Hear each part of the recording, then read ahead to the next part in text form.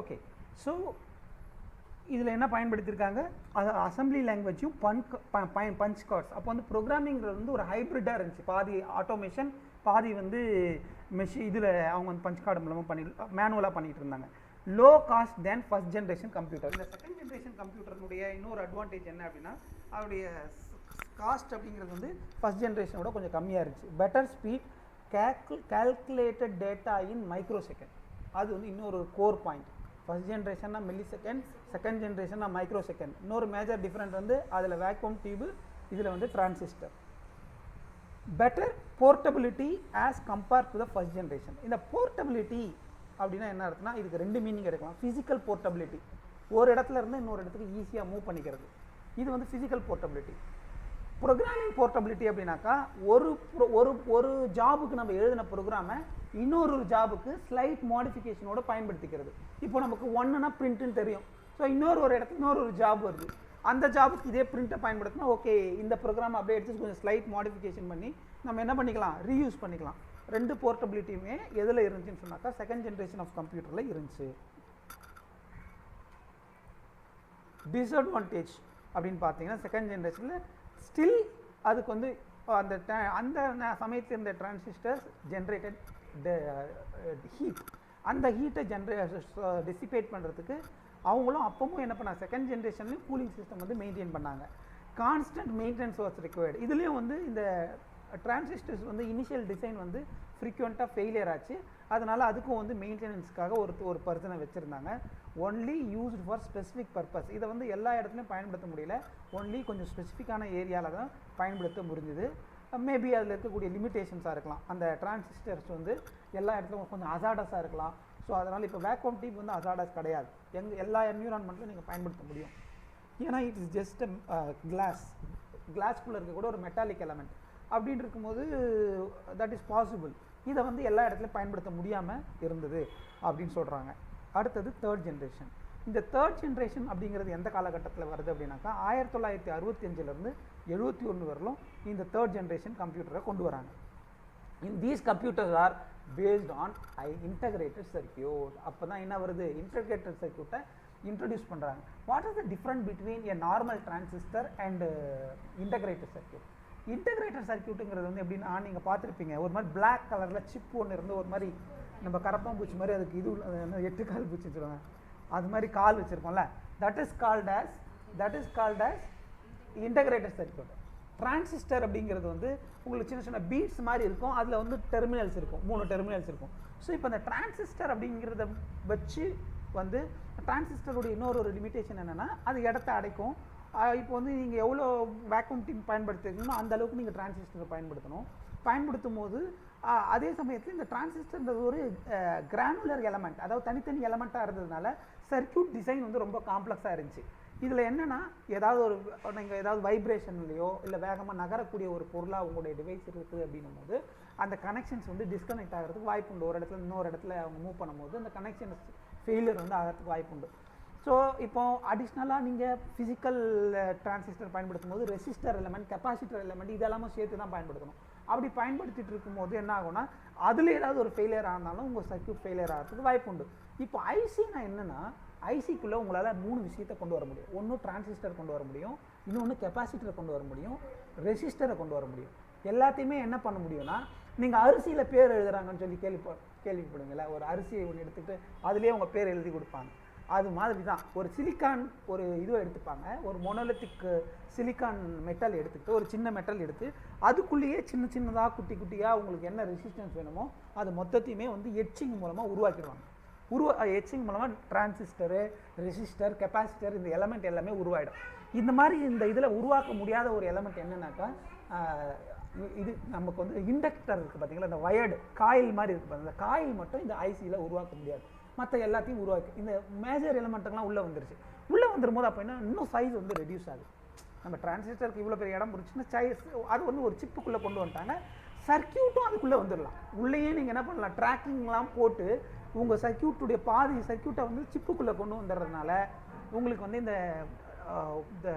இந்த fault due to lose கனெக்ஷன்றதுனால வரக்கூடிய அந்த ப்ராப்ளம்லாம் வந்து இவங்களுக்கு அரெஸ்ட் ஆயிடுச்சு. இதில் இந்த இன்டகிரேஷன் சர்க்கியூட்டை இன்ட்ரடியூஸ் பண்ணதில். இதை யார் இன்வென்ட் பண்ணுறாரு அப்படின்னாக்கா ராபர்ட் நாய்ஸ், ஜாக் கில்பி அப்படிங்கிற 2 பேர் வந்து 1958 59 வாக்கில் கண்டுபிடிக்கிறாங்க. ஆனால் அதை ரோல் அவுட் பண்ணுறது, அதை வந்து ஃபிசிக்கலாக நம்ம இதில் யூஸ் பண்ணுறது, நம்முடைய டே டு டே லைஃப்பில் பயன்படுத்துறதுன்னு பார்த்தீங்கன்னா 1965 71 வாக்கில் தான் கம்ப்யூட்டரில் பயன்படுத்தப்படுது. செகண்ட் ஜென்ரேஷன் கம்ப்யூட்டரில் IC was a single component containing number of transistor. ஐசினா என்னன்னு சொல்கிறாங்க. There may be some question. What is meant by IC? Integrated circuit na enna kepanga. The IC is a collection, the containing number of transistor, resistor and capacitor. We can even draw a circuit inside the chip. IC அப்படினு நீங்க வந்து அதுக்கு பதில் நம்ம எழுதணும்.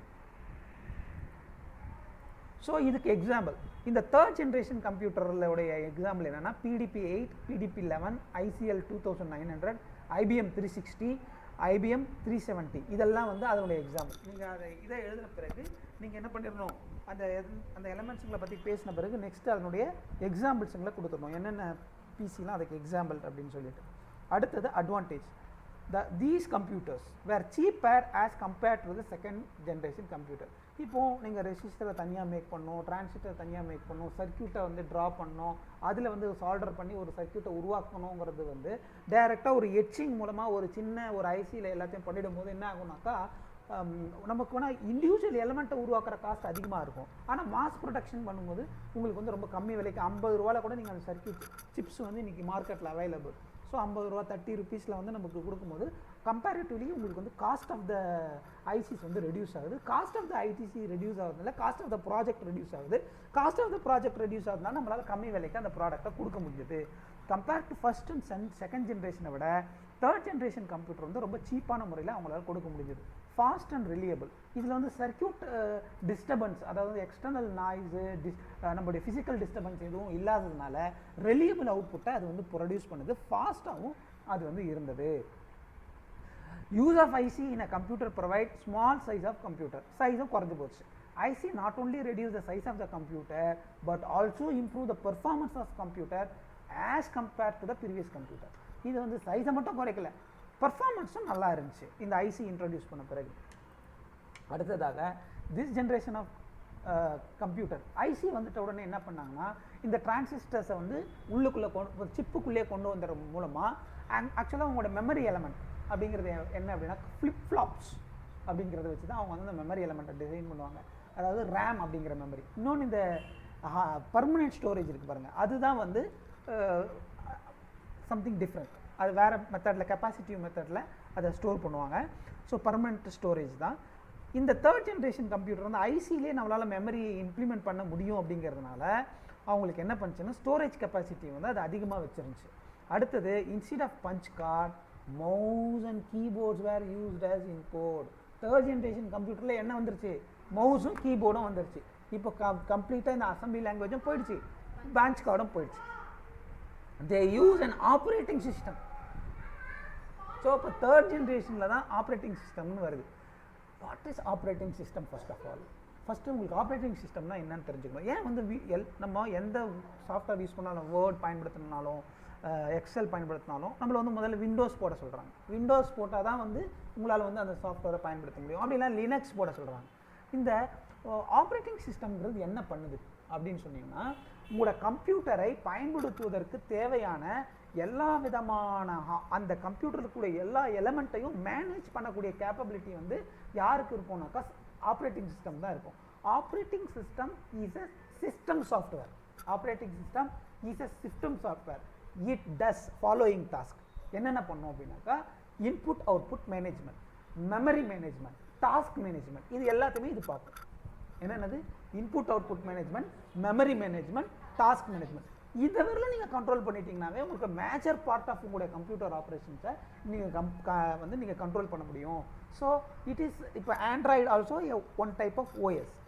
Android OS நீங்கள் பயன்படுத்துங்களா உங்கள் மொபைலில், அதில் நீங்கள் எந்த ஆப்பு வந்து உங்களுக்கு வந்து ப்ளே ஸ்டோர்லேருந்து இறக்கணுன்னாலும் உங்களுக்கு என்ன இருக்கணும், ஆண்ட்ராய்டு ஓஎஸ்ன்னு இருக்கணும். இந்த ஆண்ட்ராய்டு ஓஎஸ் தான் உங்களுடைய அப்ளிகேஷன் சொல்லக்கூடிய வேலைகளை புரிஞ்சு கொண்டு அது என்ன பண்ணணும்னா அந்த ஹார்ட்வேர்களை போய் ஆக்சஸ் பண்ணும். உங்களோட மொபைலில் ஹார்ட்வேர் இருக்கு இல்லையா, மெமரி இருக்குது, கேமரா இருக்குது, உங்களோட கீபேட் இருக்குது, இதில் இருந்தெல்லாம் இன்புட்டை வாங்கி உங்களை அப்ளிகேஷனுக்கு கொடுக்குறது யார் அப்படின்னு சொன்னாக்கா இந்த ஓஎஸ் தான். இந்த OS plays the major role in a computer. அது it is like a brain மாதிரின்னு வச்சுக்கோங்களேன். ஸோ அதை மூலமாக தான் நீங்கள் எல்லாமே பண்ண முடியும். இப்போ எப்படி நமக்கு வந்து நம்ம கண்ட்ரியில் நம்ம வாழும்போது நமக்கு ஒரு கவர்மெண்ட் எப்படி தேவைப்படுதோ அது மாதிரி கம்ப்யூட்டருக்குள்ளே எந்த ஒரு விஷயத்தை நீங்கள் செய்யணும்னாலும் உங்களுக்கு ஆப்ரேட்டிங் சிஸ்டம் வந்து தேவைப்படும். ஏன்னா your application cannot directly go and touch the hardware. அந்த ப்ரொவிஷன்ஸை அவங்க எடுத்துட்டு இந்த ஆப்ரேட்டிங் சிஸ்டம் கிட்ட கொடுத்துட்டாங்க. அது மாதிரி கொடுத்ததுனால என்ன பிரச்சனை சால்வ் ஆயிடுச்சு அப்படின்னு சொன்னால், நமக்கு வந்து யாருக்கு ஜாபை கொடுக்கலாம், யாருக்கு இந்த மெமரியை கொடுக்கலாம், யாருக்கு வந்து மெமரி கொடுக்காம இருக்கலாம், எப்படி இவங்களை வந்து ஆர்கனைஸ் பண்ணி யாரை ஃபஸ்ட்டு யாரை செகண்ட் அனுப்பலாம், இது எல்லா விஷயத்துமே. இப்போ எப்படி நம்ம கவர்மெண்ட் வந்து ஒரு கண்ட்ரியில் ஒரு கவர்மெண்ட் இருக்கும்போது அவங்க என்ன பண்ணுறாங்க, அந்த பாப்புலேஷன்ஸுக்குள்ளாக அவங்க வந்து எப்படி ஃபுட்டை நம்ம ப்ரொவைட் பண்ணோம், நம்ம கண்ட்ரி எப்படி டெவலப் பண்ணோம், எப்படி மிலிட்ரி மெயின்டைன் பண்ணோம், எப்படி வந்து அக்ரிகல்ச்சரை மெயின்டைன் பண்ணோம், இது எல்லாத்துக்கும் தனித்தனி துறைகளை வைத்து நமக்குள்ள இருக்கக்கூடிய ஒரு மக்களை தான் செலக்ட் பண்ணி பண்றாங்க. But they are acting like a governing body. நம்முடைய எல்லா விதமான விஷயங்களையும் அவங்க மேற்பார்வையிடுறாங்க. அதுபோல தான் உங்களுடைய அந்த கம்ப்யூட்டருடைய எல்லா விஷயத்தையும் முதல்ல என்ன பண்ணுவாங்கன்னா மனுஷன் எல்லாத்துக்கும் போயிட்டு மாற்றிட்டு இருக்கணும். இப்போ நம்ம எல்லாரும் கவர்மெண்ட் இல்லைன்னு வச்சுக்கோங்களேன், everybody will have their own government அப்படின்னா, so there won't be any uniformity. Okay, everyday war நடந்துகிட்டே இருக்கும். யாருக்கு எந்த நேரத்தில் எவன் வந்து பெரியவன் அப்படிங்கிற அந்த இது வந்துட்டு இப்போ ஆஸ் அ இன்டகிரேட்டட் நேஷன் அப்படின்னு இருக்கும்போது உங்களுக்கு வந்து ஒரு கமாண்டு அப்படிங்கிறது வந்து ஒரு கவர்மெண்ட் மூலமாக எல்லாருக்கும் ட்ரான்ஸ்ஃபர் பண்ணப்படுது. அதை நம்ம பின்பற்றுறோம் இல்லையா. ஸோ அதே போல் தான் அந்த கம்ப்யூட்டரில் வந்து operating systems acts as a governing body.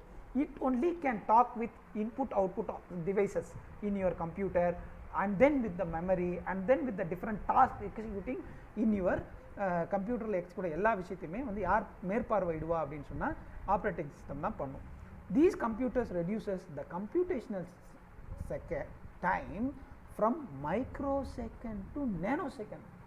அப்போ எந்த காலகட்டத்தில் தேர்ட் ஜென்ரேஷன் கம்ப்யூட்டருக்குள்ளாரையே நேனோ செகண்டுக்கு போயிட்டாங்க, சரிங்களா. ஸோ அந்த சமயத்திலே கீபோர்டு மவுஸ்லாம் வந்துருச்சு. எப்போ இது என்ன காலகட்டம் பார்க்கும்போது என்ன 71லேயே வந்துருச்சு. நம்ம 1990 தான் நம்மலாம் வந்து கம்ப்யூட்டர் பற்றி படித்தோம்.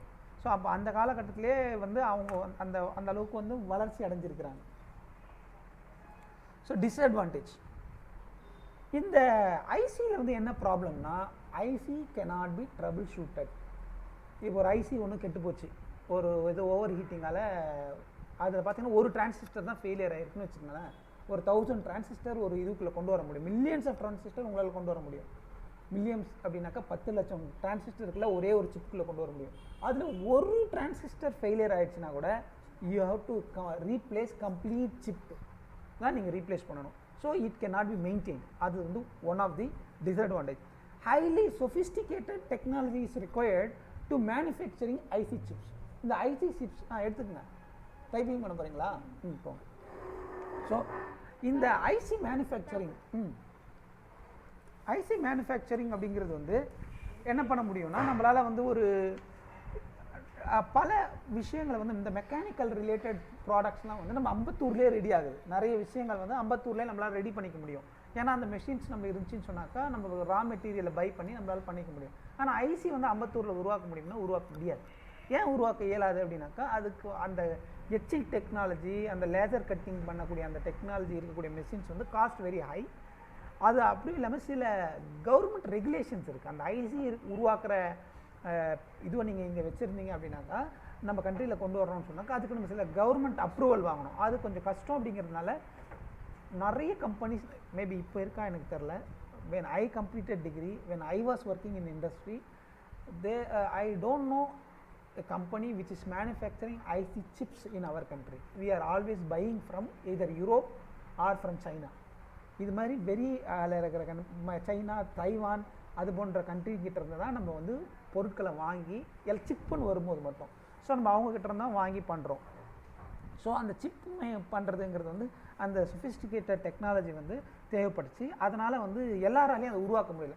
இப்போது once you are depend on, நீங்களாக உருவாக்க முடிஞ்சுன்னு சொன்னால் நம்ம எல்லாத்தையும் நம்மளால் உருவாக்கிக்கலாம். நம்ம இன்னொருத்தருக்கு டிபெண்ட் ஆகிட்டோம்னு வச்சுக்கோங்களேன். நீங்கள் ஐசியை வச்சுட்டு மிசைல் கண்டுபிடிச்சிங்கன்னா கூட நாளைக்கு அவன் ஐசி கொடுக்க மாட்டேன்னு சொல்லிட்டோன்னா நம்ம மிசைல் வேலை செய்யாது. கரெக்டாக இல்லையா? That is my point. நம்ம என்ன தான் டெவலப்மெண்ட்டில் வளர்ச்சி அடைந்தாலும் நம்மளால் அதை உருவாக்க இயலலை அப்படின்னு சொன்னால், இல்லை அதுக்குண்டான ரா மெட்டீரியலோ இல்லை அதுக்குண்டான இதுவும் நம்ம கையில் இல்லைன்னு சொன்னாக்கா அந்த டெக்னாலஜி வந்து வி ஆர் டிபெண்ட் ஆகும். அதனால தான் இன்றைக்கி மோஸ்ட் ஆஃப் த கண்ட்ரீஸ் வந்து ஏன் நம்ம யூரோப்பை டிபெண்ட் பண்ணியிருக்கிறாங்கனாக்கா, because they have the technology, they are able to manufacture it. அதுக்குண்டான ஃபெசிலிட்டி அவங்க கையில் இருக்குது. நம்ம கையில் அந்த அளவுக்கு அதை ட்ரைவ் பண்ணி ஒரு மார்க்கெட்டில் கொண்டு வந்து குறைந்த விலைக்கு அவங்களுக்கு மாதிரி காம்படிட்டிவ் ப்ரைஸ் அப்படியே நம்ம உருவாக்கணும்னா கூட அந்த ப்ரைஸ் வந்து நம்மளால் அவங்க கொடுக்குற ப்ரைஸ் கொடுக்க முடியாது. அவங்க 50 ரூபாய்க்கு ஒரு சிப்பு தராங்க அப்படின்னாக்கா நம்மளால் அந்த அளவுக்கு கொடுக்க முடியாது. அப்படியே நம்ம உருவாக்கினாலும் அப்போ நமக்கு நஷ்டமாயிடும். அப்போ நஷ்டமாகும் ஆட்டோமேட்டிக்லி நம்ம என்ன பண்ணுவோம், மார்க்கெட்லேருந்து வெளியே போயிடுவோம். They only will get the market. Air condition is required. இந்த சிலிக்கானை பொறுத்தவரையில் என்னென்னா அதனுடைய பர்ஃபார்மன்ஸ் ரொம்ப எப்போ சரியாக இருக்கும் அப்படின்னாக்கா உங்களுக்கு வந்து 22 டிகிரி சென்டிகிரேட்லேருந்து உங்களுக்கு ஆரம்பித்து ஒரு 35 வரலாம் அதனுடைய பெர்ஃபார்மன்ஸ் வந்து நல்லாயிருக்கும். அதுக்கு மேலே போச்சுன்னு சொன்னாக்கா அதனுடைய பெர்ஃபார்மன்ஸ் வந்து சரி இருக்காது. அதனால தான் என்ன பண்ணுவாங்க, எங்கெங்கெல்லாம் கம்ப்யூட்டர் வச்சுருக்காங்களோ அங்கே ஏர் கண்டிஷன் போட்டுருவாங்க. ஆக்சுவலாக air condition is not for human being, it's not for sophistication. அந்த சிப் அந்த டிவைஸ் வந்து நல்லா ஒர்க் ஆகணும், ரொம்ப நாளுக்கு ஒர்க் ஆகணும் அப்படின்னா நமக்கு என்ன தேவைப்படுது அப்படின்னா இந்த ஏர் கண்டிஷனிங் வந்து தேவைப்படுது. இது வந்து ஐசியுடைய one of the requirement, integrated சிப்புடைய ஒரு ரெக்குயர்மெண்ட்டாக ஆயிடுச்சு. ஸோ இதில் என்னென்ன ஒரு டிஸ்அட்வான்டேஜ்னு பார்த்தீங்கன்னா IC difficult to maintain, sophisticated technology required to manufacture, air condition வந்து நமக்கு தேவைப்படுச்சு.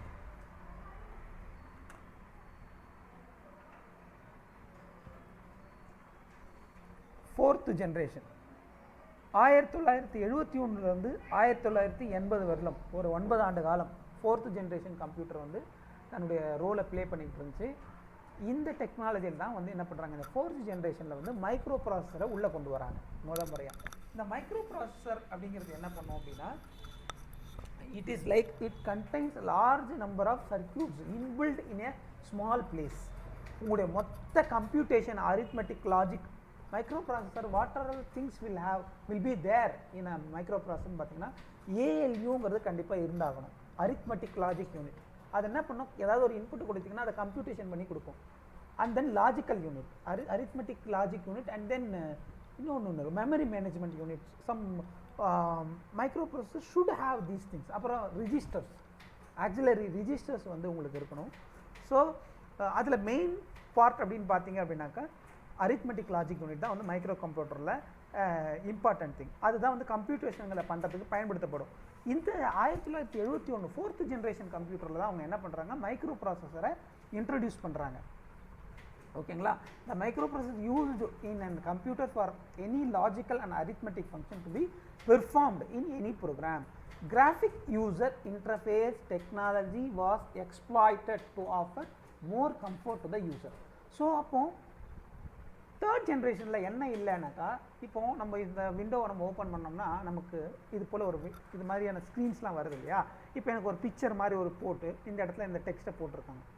பழைய காலத்தில் இப்படிலாம் கிடையாது, ஒரு பிளாக் ஸ்க்ரீன் வரும். நீங்கள் கமாண்ட் ப்ராம்ப்ட் பார்த்துருக்கீங்களா?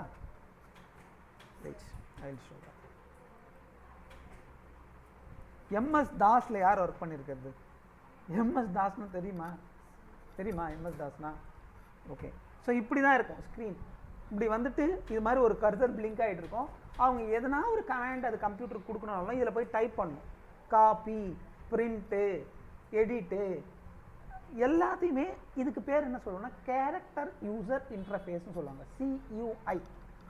இப்போ நம்ம பயன்படுத்திட்டு இருக்கிறது எல்லாமே GUI, அதாவது கிராஃபிக்கல் யூசர் இன்டர்ஃபேஸ். இவங்க என்ன பண்ணுறாங்கன்னா இது மாதிரி ஒவ்வொன்றுத்துக்கும் டைப் பண்ணுறது வந்து ரொம்ப கஷ்டமாக இருக்குது. எல்லாருக்குமே டைப்பிங் தெரிஞ்சிருக்கிறதுக்கு வாய்ப்பு இல்லை. ஆனால் எல்லாரும் கம்ப்யூட்டர் பயன்படுத்தணும்னு ஆவலோடு இருக்கிறாங்க அப்படின்னும் போது, இப்போ கேம் விளையாடுறவங்களுக்குலாம் வந்து கம்ப்யூட்டர் தேவைன்னும் போது அவங்க டைப்பிங் படிச்சுட்டு வந்து அவங்களால பண்ண முடியாது. ஸோ கீபோர்டு பார்த்து டைப் பண்ணுறதுன்றது வந்து it will consume lot of their time. So அதனால் என்ன பண்ணுறாங்க அப்படின்னா they bring graphical user interface. இப்போ காப்பினாக்கா அதுக்கு ஒரு பட்டன் இருக்கும், ஒரு இமேஜ் இருக்கும், அதை போய் கிளிக் பண்ணால் உங்களுக்கு காப்பி ஆகிடும். பிரிண்ட்னா அதுக்கு ஒரு இமேஜ் இருக்கும், அதை போய் கிளிக் பண்ணால் உங்களுக்கு பிரிண்ட் ஆகிடும். ஓப்பன் ஃபைல்னால் அதுக்கு ஒரு இமேஜ் இருக்கும், அதை கிளிக் பண்ணால் ஃபைல் ஓப்பன் ஆகிடும். ஸோ கமெண்ட்ஸாக டைப் பண்ணிகிட்டு இருந்த எல்லாத்தையுமே ஒரு கிராஃபிக்கல் டச் மூலமாக அவங்க வந்து அந்த ஆக்ஷனை பண்ண ஆரம்பித்தாங்க. இதை மொதல் பயன்படுத்தின இந்த டெக்னாலஜி உள்ளே கொண்டு வந்தவங்க யார் அப்படின்னாக்கா நம்ம ஜென்ரல் பர்பஸ் டொமைனில் மைக்ரோசாஃப்ட் தான் வந்து முதல்ல இதை வந்து உள்ளே கொண்டு வராங்க. அவங்க தான் வந்து நம்ம கஸ்டமரை புரிஞ்சுக்கிட்டு அவங்களுக்கு ஏற்ற மாதிரி நம்ம மார்க்கெட் பண்ணணும் அப்படின்னு சொல்லிட்டு வராங்க. ஆக்சுவலாக மைக்ரோசாஃப்ட்டுடைய ஓஎஸ்க்கு முன்னாடி தெர் ஆர் ப்ரோ1 ஓஎஸ் யூனிக்ஸ் அப்படின்னு சொல்லிட்டு ஒரு ஓஎஸ் இருந்துச்சு. ஆனால் அது completely CUI character user interface. அந்த இதில் தான் வந்து ஆரம்பகால கம்ப்யூட்டர்லாம் இருந்துச்சு. இந்த விண்டோஸ் என்ன பண்ணாங்கன்னா அதை அப்படியே புரிஞ்சுக்கிட்டு இப்போ யூசருக்கு என்ன கஸ்டமருக்கு எனக்கு என்ன வேணும், என் கஸ்டமரை நான் எப்படி சாட்டிஸ்ஃபை பண்ணணும் அப்படின்னு சொல்லிட்டு மக்களுடைய அந்த இக்னோரன்ஸை பயன்படுத்தி அவங்க வந்து பிஸ்னஸை வந்து பில்ட் பண்ணாங்க. அப்படி பில்ட் பண்ணி கொண்டு வரப்பட்ட ஒரு விஷயம் தான் வந்து GUI. இன்றைக்கி GUI இல்லாமல் எதுவுமே கிடையாது. GUI இல்லாத ஒரு கேரக்டர் யூசர் GUIயில் போய் ஒர்க் பண்ண சொன்னாங்கன்னா no one will work. They don't like it first of all. So இந்த கம்ஃபர்டபிலிட்டி இப்போ என்ன பண்ணுறாங்க, பேசிக் திங்ஸ்லாம் முடிச்சுட்டாங்க, இப்போ கம்ஃபர்ட் நோக்கி போகிறாங்க, நகர்ந்து போகிறாங்க. ஸோ கம்ஃபர்ட்டை வந்து யூசருக்கு எப்படிலாம் நம்ம ப்ரொவைட் பண்ணணும், அதில் மேஜர் ரோல் அவங்க கொண்டு வந்தது வந்து கிராஃபிக்கல் யூசர் இன்டர்ஃபேஸ். 4th ஜென்ரேஷனில் இது பண்ணப்படுறாங்க. இப்போ 4th ஜென்ரேஷன் உடனே உங்களுக்கு என்ன வந்திருக்கும், மைக்ரோ ப்ராசஸர் ஞாபகம் வந்துடணும். அடுத்தது என்ன ஞாபகம் வரணும் அப்படின்னா கிராஃபிக்கல் யூசர் இன்டர்ஃபேஸ் வந்து உங்களுக்கு ஞாபகம் வந்துடணும். எக்ஸாம்பிள், இதுக்கு வந்து எக்ஸாம்பிள் பார்த்தீங்கன்னா IBM 4341 DEC 10*1000 TUP11 அப்படின்னு சொல்லிட்டு சில வேரியன்ட் கம்ப்யூட்டர்ஸ் வந்து அந்த சமயத்தில் மார்க்கெட்டில் அவங்க சேல் பண்ணாங்க. இதுக்கு examples. Advantage, fastest in computation and size gets reduce as compared to the previous generation of computer. ரொம்ப குறைஞ்சிடுச்சு வெயிட் அப்படின்னு பார்க்கும்போது. Heat generator is negligible. உங்களுக்கு வந்து இப்போ ஏர் கண்டிஷன் வந்து மேண்டேட்ரி கிடையாது, போட்டுக்கலாம், மேண்டேட்ரி கிடையாது. ஸோ தென் வந்து small in size are compared to the previous generation of computer. மற்ற ப்ரீவியஸ் ஜென்ரேஷனை விட ரொம்ப சைஸ் வந்து கம்மியாக இருந்துச்சு. Less maintenance is required. எல்லாமே வந்து ஒரு சிப்புக்குள்ளே வந்துட்டதுனால மெயின்டெனன்ஸ் அப்படின்றது வந்து உங்களுக்கு ரொம்ப தேவைப்படலை, ரொம்ப குறைஞ்சிருச்சு. All types of high level language can be used in this type of computer. அதாவது ப்ரோக்ராமிங்க்கு வந்து நம்ம முதல்ல என்ன பண்ணிட்டு இருந்தாங்க, அசம்பிளி லாங்குவேஜ் யூஸ் பண்ணிட்டு இருந்தாங்க. அது இப்போ என்ன பண்ணுறாங்க அப்படின்னு சொன்னால் உங்களுக்கு இந்த இன்ஸ்ட்ரக்ஷன் பண்ணுறதுக்கு வந்து C லாங்குவேஜ், ஜாவா, C# இந்த லாங்குவேஜெல்லாம் பயன்படுத்தி ப்ரோக்ராம் பண்ணக்கூடிய அந்த ஃபீஸிபிலிட்டி நமக்கு எப்போ அச்சீவ் ஆச்சுன்னு சொன்னாக்கா 4th ஜென்ரேஷனில் இருந்தால் நமக்கு வந்து அந்த அந்த கேப்பபிலிட்டிக்கு வந்து அந்த கம்ப்யூட்டர் வந்து ரெடி ஆச்சு. டிஸ்அட்வான்டேஜ் அப்படின்னா micro processor design and fabrications are very complex. That can not be done. எல்லாராலையும் பண்ணிட முடியாது. அதை வந்து யாராவது ஒரு பெரிய ஒரு நிறைய இன்வெஸ்ட்மெண்ட் பண்ணக்கூடியவங்க, நிறைய பணம் இருக்கக்கூடிய ஒரு கண்ட்ரி வந்து பண்ணி மற்றவங்களுக்கு சேல் பண்ணுவாங்க. Air conditioning is required in many cases due to the presence of IC. இதுக்கும் ஏர் கண்டிஷன்ஸ் தேவைப்பட்டது. அட்வான்ஸஸ் மெனி கேசஸ் அப்படின்னு சொல்கிறாங்க. Advance technology is required to make IC. Same concept. அந்த ஐசிக்கு என்ன பண்ணமோ அதையே நீங்கள் இதுக்கும் எழுதலாம். அடுத்ததாக 5th ஜென்ரேஷன் ஆஃப் கம்ப்யூட்டர். இந்த 5th ஜென்ரேஷன் அப்படிங்கிறது வந்து இப்போ நம்ம பயன்படுத்திக்கிட்டு இருக்கிறது. இது எந்த காலகட்டத்திலேருந்து துவங்குச்சு அப்படின்னு சொன்னாக்கா 1980 இது தொடங்குச்சு இதனுடைய பயன்பாடு. This generation is based on artificial intelligence. அதாவது based on action that you are doing. அவங்க என்ன பண்ணுவாங்கனாக்கா அதுவே டெசிஷன் எடுத்துக்கும். ஆர்டிஃபிஷியல் இன்டெலிஜென்ட் அப்படிங்கிறது என்னென்னா, ஒரு பேராமீட்டரை மெஷர் பண்ணி இன்னொரு பேராமீட்டரை ஐடென்டிஃபை பண்ணுறது. அதுக்கு ஒரு எக்ஸாம்பிள் சொன்னால், நான் வந்து ஒரு யூனிக்காக ஒவ்வொரு மனுஷங்களையும் ஐடென்டிஃபை பண்ணணும்னா ஒவ்வொரு மனுஷங்களுக்கு யூனிக்காக இருக்கக்கூடிய கேரக்டரிஸ்டிக்ஸ் என்னன்னு பார்க்குறாங்க. இந்த கண்ணில் இருக்கக்கூடிய ஃபுட் பிரிண்ட் வந்து யூனிக்காக இருக்குது. கையில் இருக்கக்கூடிய இந்த ஒவ்வொருத்தருடைய கட்டவரில் இருக்கக்கூடிய அந்த கை ரேகைகள் அப்படிங்கிறது வந்து ஃபிக்ஸடு, அது வந்து வேரி ஆகாது. இப்போ கையில் இருக்கிற ரேகை, கண்ணில் இருக்கிற ரேகை ஃபிக்ஸடு அப்படிங்கிறதுனால ஒரு மனிதர்களை ஒவ்வொருத்தரையும் வகைப்படுத்த முடியும், ஒவ்வொருத்தரையும் இவங்க தான் அப்படின்னு ஆத்தென்டிகேட் பண்ண முடியும் அப்படிங்கிறத ஒரு டெசிஷனை உருவாக்குறாங்க இல்லையா. ஸோ ஒரு விஷயத்தை யூனிக்காக இருக்கக்கூடிய ஒரு விஷயத்தை பயன்படுத்தி இன்னொரு டெசிஷனை எடுக்கிறது, அதுதான் வந்து என்ன சொல்லுவாங்க அப்படின்னாக்கா ஆர்டிஃபிஷியல் இன்டெலிஜென்ஸ் சொல்லுவாங்க. உங்கள் ரூம்குள்ளே வரீங்க, ரூம்குள்ளே வரும்போது நீங்கள் என்ன வச்சுருப்பீங்கன்னா உங்கள் ஃபிங்கர் பிரிண்ட் வச்சுருப்பீங்க. ஃபிங்கர் பிரிண்ட் வச்சுட்ட உடனே நீங்கள் ஃபார் எக்ஸாம்பிள் இப்போ நான் போனேன், என் ஃபிங்கர் பிரிண்ட் வச்சு என் ரூம்குள்ளே போனேன். என் ரூம்குள்ளே என்னுடைய அந்த வீட்டுக்குள்ளே ஒரு கம்ப்யூட்டர் ஒர்க் ஆகிட்டுருக்கு. அது நான் என்ன பண்ணுறேனோ அதெல்லாம் மானிட்டர் பண்ணிகிட்ருக்கு. நான் மொதல் நாள் வரேன், வந்துட்டு என்ன பண்ணுறேன், என்னுடைய ஃபேன் பார்த்தா ரொம்ப ஸ்பீடாக இருக்கிற மாதிரி இருக்குது. அந்த ஸ்பீடை அட்ஜஸ்ட் பண்ணி ஒரு பர்டிகுலர் வேல்யூவில் வைக்கிறேன். வச்ச உடனே என்ன பண்ணிடுதுன்னா அது கம்ப்யூட்டரை நான் அட்ஜஸ்ட் பண்ணதை ரெக்கார்ட் பண்ணிக்கும். ஸோ இந்த யூசர் உள்ளே வந்தார், இந்த சமயத்தில் இந்த டெம்பரேச்சர் வச்சார். அதுக்கப்புறம் நான் ஏசியை வந்து ஒரு பர்டிகுலர் டெம்பரேச்சரில் வைக்கிறேன், என்னுடைய ஓவனை ஒரு பர்டிகுலர் டெம்பரேச்சரில் வைக்கிறேன்.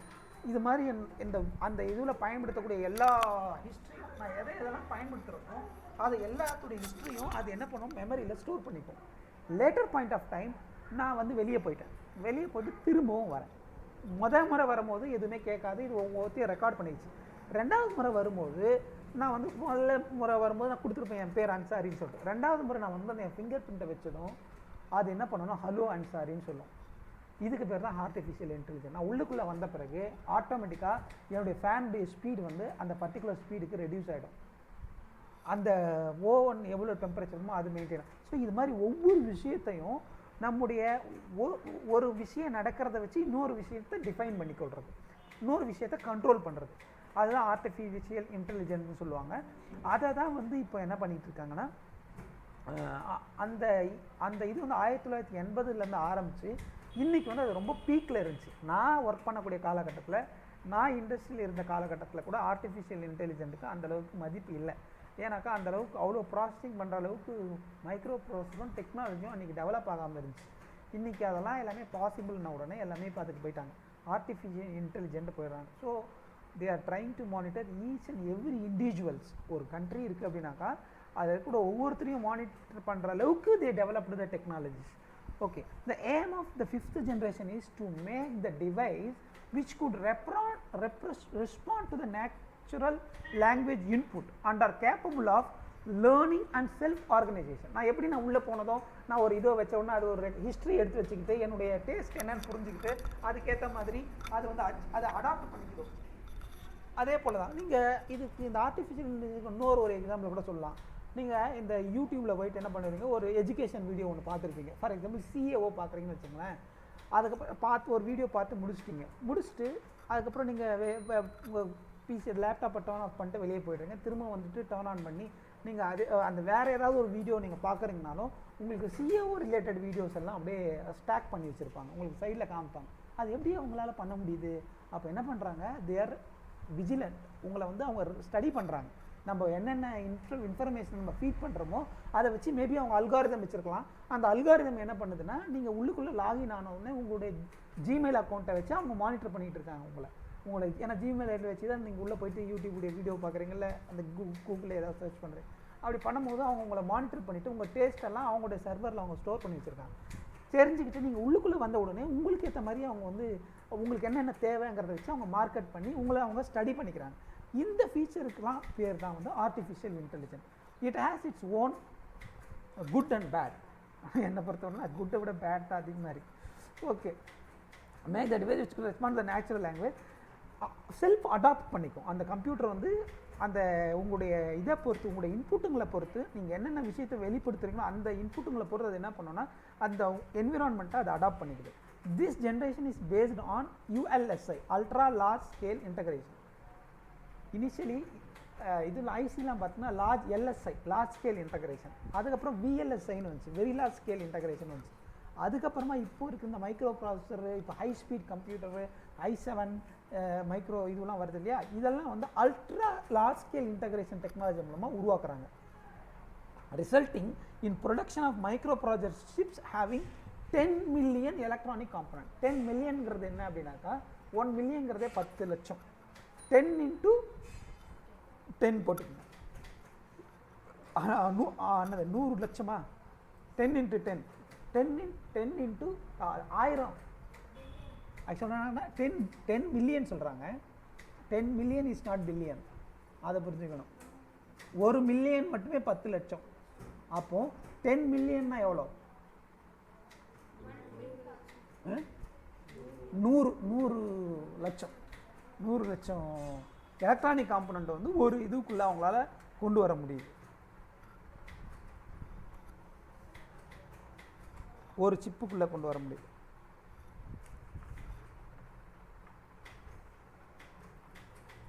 இதுக்கு எக்ஸாம்பிள் பார்த்தீங்கன்னா இப்போ இருக்கக்கூடிய desktop, laptop, notebook, ultrabook, Chromebook, இதெல்லாம் நீங்கள் வந்து 5th ஜென்ரேஷனுக்கு எக்ஸாம்பிளாக கொடுக்கலாம். இந்த டெக்னாலஜியில் தான் இப்போ நம்ம வந்து இருந்துகிட்டு இருக்கோம், நம்ம இருக்கக்கூடியது. இதோட அட்வான்டேஜ் அப்படின்னு பார்த்தீங்கன்னா, it is more reliable and work faster. ரொம்ப ரெலியபிளாகவும் ஃபாஸ்ட்டாகவும் ஒர்க் ஆகக்கூடிய கேப்பபிலிட்டிக்கு அது இருக்குது. It is available in different size with unique features. Different சைஸில் இருக்குது, லேப்டாப்பாக இருக்குது, டெஸ்க்டாப்பாக இருக்குது, பேம்டாப்பாக இருக்குது, டிஃப்ரெண்ட் சைஸஸில் வருது. It provide computers with more user friendly interfaces with multimedia features. So ஒரு டச் பண்ணால் ஓப்பன் ஆகிற மாதிரி, ஸோ ஒரு கிராஃபிக்ஸ் மாதிரி ஆக்கிட்டாங்க எல்லாமே. அந்த ப்ரோக்ராம்ஸ் மொத்தமே கிராஃபிக்ஸ் மூலமாக அவங்க அச்சீவ் பண்ணுற மாதிரி கிரியேட் பண்ணியிருக்கிறதுனால, so it is something more, அவங்க ஒர்க் பண்ணுறதுக்கு ஒரு இன்ட்ரெஸ்ட்டை உருவாக்குற மாதிரி அவங்க வந்து அதை ஃப்ரேம் பண்ணியிருக்காங்க. அதை பயன்படுத்துறதுக்கு ஒரு இன்ட்ரெஸ்ட் இருக்கிற மாதிரி. அதனால தான் எல்லோரும் நிறைய பேர் மொபைல்லையே அப்படியே வந்து அதையே வந்து இது பார்த்துட்டு அதுக்குள்ளே எதையாவது டைப் பண்ணிகிட்டே இருக்காங்க. டிஸ்அட்வான்டேஜ் அப்படின்னு பார்த்தீங்கன்னா, they need very low level language. But அந்த இதெல்லாம் நமக்கு தெரியாது. அது மாதிரி தே ஹவ் அந்த 5th ஜென்ரேஷன் கம்ப்யூட்டரை உருவாக்கணும் அப்படின்னாக்கா, அந்த டெக்னாலஜி, அந்த அல்காரிதம் எதுவுமே நம்மளால் ஒரு லேமேனால் புரிஞ்சுக்கொள்ள முடியாது. They make the human brains dull and doomed. என்ன பண்ணிட்டான், அது வந்து நீங்கள் அதை பயன்படுத்திக்கிட்டே இருந்தீங்கன்னா, அந்த கம்ப்யூட்டர்ஸுங்களை பயன்படுத்த என்ன ஆகுனா, உங்களுக்கு மென்டல் இல்னஸ், இன்சோமியா, அது மாதிரி நிறைய நோய்கள் வந்து வருது. அதனால என்ன பண்ணுறாங்க, நிறைய பேர் இப்போ அந்த ஐடியில் ஒர்க் பண்ணக்கூடிய மக்கள் வந்து ஒரு குறிப்பிட்ட காலம், ஒரு 10 வருட காலம், ஒரு 15 வருட காலம் பேமெண்ட் வந்து உங்களுக்கு அதிகமாக இருக்கலாம். ஆனால் உங்களுக்கு பீஸ்ஃபுல்னஸ் அப்படிங்கிறது வந்து அந்த கம்ப்யூட்டர் வந்து it will eat everything. அதனால அவங்க they are moving, whoever understand and realise, அதை புரிஞ்சுக்கிறவங்க வந்து அந்த துறையிலேருந்து வெளியே வந்துடுறாங்க. It is because of very high computation. ஏன்னா நம்மளோட பிரெயின் இருக்குது பார்த்தீங்களா, பிரெயின் வந்து இப்போ இவங்க கண்டுபிடிச்சிருக்காங்க, இதை விட பல மடங்கு வேகமாக இயங்கக்கூடிய ஒரு கேப்பபிலிட்டி வந்து இந்த பிரெயினுக்கு இருக்குது. ஆனால் அந்த ஸ்பீடில் நம்ம ஆப்ரேட் பண்ணிக்கிட்டே இருக்கிறதுங்கிறது வந்து கிடையாது. அது வந்து அதனுடைய யூசேஜ் கிடையாது. கடவுள் எப்படி படைச்சிருக்காருன்னா, உங்களுக்கு ஏதாவது ஒரு வேகமாக ஒரு பொருள் உங்களுக்கு வந்து கொள்றதுக்கு வருது, அந்த நேரத்தில் நீங்கள் வந்து ஒரு ஹை ஸ்பீடில் நீங்கள் வந்து ஆக்ட் பண்ணலாம். அந்த நேரத்தில் உங்கள் வந்து நம்ம பிரெயினை பயன்படுத்த, எல்லா நேரத்தையும் நான் ஹை ஸ்பீடில் பயன்படுத்தணும் அப்படின்னாக்கா நமக்கு நம்முடைய பாடி வைஸ் நமக்கு என்ன ஆகும், நமக்கு வந்து ஹெல்த் வைஸ் நமக்கு வந்து ப்ராப்ளம்ஸ் வரும். இந்த இது என்ன பண்ணும் அப்படின்னா, அந்த ஹை ஸ்பீடில் அந்த கம்ப்யூட்டேஷன் பண்ணும்போது அதை பார்க்கும்போது என்ன ஆகும்னா, நம்ம பிரெயின் வந்து அது அளவுக்கு ஒர்க் பண்ண ஆரம்பிக்கும், அதை அளவுக்கு ப்ராசஸ் பண்ண ஆரம்பிக்கும். இதை விட நம்ம பிரெயின் அதிகமாக வேகமாக ஒர்க் பண்ணக்கூடிய கேப்பபிலிட்டி இருக்குது. அப்போ அதிகமாக திங்க் பண்ண உங்களுடைய அந்த எவ்ரிதிங், பிளட் ப்ரெஷர், உங்களோட health, everything will be destroyed. So அதனால் it is required to use computer when needed. அப்படி இல்லாத சமயத்தில் அதை பயன்படுத்தாமல் இருக்கிறது நல்லது. அப்படி இல்லைன்னா அதனுடைய டிஸ்அட்வான்டேஜ் என்ன அப்படின்றத தெரிஞ்சுட்டு நம்ம அதுக்கேற்ற மாதிரி பயன்படுத்திக்கணும்.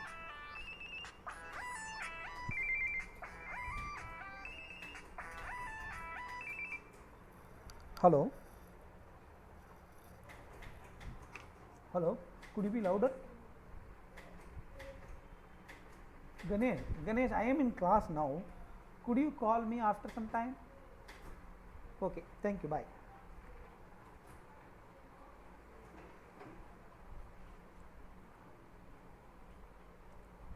Then application of computer. இந்த கம்ப்யூட்டர்களினுடைய பயன்பாடுகள் இப்போ அதை பார்க்குறோம். முதல்ல இப்போ என்ன பார்த்தோம், 5 ஜென்ரேஷன்ஸை பற்றி நம்ம டீட்டெயிலாக பார்க்குறோம். அது வந்து ஃபஸ்ட் யூனிட்டில் இருக்கக்கூடிய ஃபஸ்ட்டு திங். அதாவது அப்ளிகேஷன், எங்கெங்கெல்லாம் இந்த கம்ப்யூட்டர் பயன்படுத்தப்படுது, எங்கெங்கே பண்ணால் அதில் ப்ரைமரியாக இந்த கம்ப்யூட்டர் வந்து இன்ட்ரோடியூஸ் பண்ணது எதுக்காகனா, பிஸ்னஸ்க்காக வேண்டி. The computer has high speed calculation, intelligence, accuracy, reliability or versatility which has made it integrated part in all business organizations. இன்றைக்கி கம்ப்யூட்டர் பயன்படுத்தாத பிஸ்னஸே கிடையாது அப்படின்னு சொல்லலாம். ஏன்னா அவங்களுடைய அந்த பிஸ்னஸை வந்து ரொம்ப ஈஸியாக பண்ணுறதுக்கு வந்து கம்ப்யூட்டர் வந்து பெரிய உதவி புரியறதுனால இந்தந்த இடத்துலலாம் பயன்படுத்துகிறாங்க. பேரோல் கால்குலேஷன், அப்புறம் பட்ஜெட்டிங். ஒரு கம்பெனியை ரன் பண்ணுறதுக்கு என்னென்ன தேவை, அந்த ஒரு வருஷத்துக்கு எவ்வளோ நம்ம செலவு பண்ணணும், எதுக்கு ஃபண்டு எவ்வளோ அலாட் பண்ணணும், இதையெல்லாம் வந்து பட்ஜெட்டிங் பண்ணுறதுக்கு பண்ண. சேல்ஸ் அனாலிசிஸ், எவ்வளோ சேல் ஆகிருக்கு, எந்த ஐட்டம் வந்து ஃபாஸ்ட் மூவிங்காக இருக்குது, எது வந்து என்னென்ன ஃபீச்சர் வந்து கஸ்டமர் எதிர்பார்க்குறாங்க நம்முடைய ப்ராடக்ட்ஸில். ஸோ அது மாதிரி அனாலிசிஸ் பண்ணுறதுக்கு பயன்படுத்தப்படுது. ஃபினான்ஷியல் ஃபோர்காஸ்டிங், நம்ம இப்போ இருக்கக்கூடிய ஃபண்டை வச்சுட்டு நம்மளால் எத்தனை வருஷத்துக்கு நம்ம பிஸ்னஸை சக்ஸஸ்ஃபுல்லாக ரன் பண்ண முடியும் நம்ம என்னென்ன இதில் இன்வால்வ் ஆகிட்டு இருக்கிறோம், ஒரு வருஷத்தில் நம்முடைய பிஸ்னஸுக்காக வேண்டி நம்ம இன்வெஸ்ட் பண்ணக்கூடியது, ஒரு ப்ராடக்ட்டுக்கும் நம்ம எவ்வளோ இன்வெஸ்ட்மெண்ட் பண்ணுறோம், அதுலேருந்து நம்மளுக்கு எவ்வளோ ரிட்டர்ன் ஆகுது, எவ்வளோ எக்ஸ்பென்சஸ் ஆகுது, இது எல்லாத்தையுமே நீங்கள் வந்து இது பண்ணிட முடியும், அனலைசிஸ் பண்ணிட முடியும். மேனேஜிங் எம்ப்ளாயி டேட்டா பேஸ், யார் என்றைக்கு ஜாயின் பண்ணால் அவருடைய கிராஜுவிட்டி எவ்வளோ பே பண்ணணும், அவருக்கு சேல்ரி எவ்வளோ பே பண்ணணும், அவருடைய பர்த்டே என்றைக்கு வருது, ஸோ அவர் வந்து அவருடைய இன்க்ரிமெண்ட் நம்ம அவருக்கு எவ்வளோ போடணும், இது எல்லா டீட்டெயிலும் managing the employee database. Maintenance of stocks, என்னென்ன ப்ராடக்ட்ஸ் என் கையில் இருக்குது, இப்போது என்னென்ன ப்ராடக்ட்ஸ் வந்து நான் வந்து சேல் பண்ணியிருக்கேன், ரிமைனிங் என்கிற நெட் ஸ்டாக் எவ்வளோ இருக்குது, என்ன வேர் ஹவுஸில் என்ன ஸ்டாக்கை நான் மெயின்டைன் பண்ணிட்டுருக்கேன், எங்கிட்ட ஒரு 10 வேர் ஹவுஸ் இருக்குன்னா என்ன வேர் ஹவுஸில் என்ன ஸ்டாக்ஸ் இருக்குது, அது மொத்த இன்ஃபர்மேஷன்ஸையும் ட்ராக் பண்ணி ஒரு இதில் நீங்கள் என்ன பண்ண முடியும், ஒரு டேட்டா பேஸில் கொண்டு வந்துட முடியும். ஸோ அது மாதிரியான ஒரு பிஸ்னஸ் அப்ளிகேஷன்ஸ்க்கு இந்த கம்ப்யூட்டர் வந்து ப்ரைமரியாக பயன்படுத்தக்கூடிய இடம் பிஸ்னஸ். செகண்ட் வந்து பேங்கிங். நம்ம ஆரம்பத்தில் எப்படி பண்ணிகிட்டு இருந்தாங்கன்னா, ஒரு டெல்லர்னு ஒருத்தர் இருப்பார். நீங்கள் ஏதாவது ஒரு பேங்க்கில் பாஸ் போடணுனாலும் காசு எடுக்கணுனாலும் டெல்லர்கிட்ட போய்ட்டு ஒரு மேனுவலாக ஒரு இதில் எழுதி கொடுக்கணும். இன்றைக்கி என்ன பண்ணுறாங்க, ஒரு யூசர் நேம் ஒரு பாஸ்வேர்டு கொடுத்துட்டோம், உங்கள் பேங்க் அக்கௌண்ட்டில் நீங்கள் போய்ட்டு நீங்கள் எவ்வளோ காசு இருக்குதுன்னு சொல்லிட்டு பார்த்துக்க முடியும், உங்கள் நம்பர் எவ்வளோன்னு பார்த்துக்க முடியும். உங்கள் பேங்க் அக்கௌண்ட்டில் இருக்கிற நம்பரை கொஞ்சம் நம்பர் ஒரு 2000 ரூபாயை இன்னொருத்தருக்கு அனுப்பிக்க முடியும்.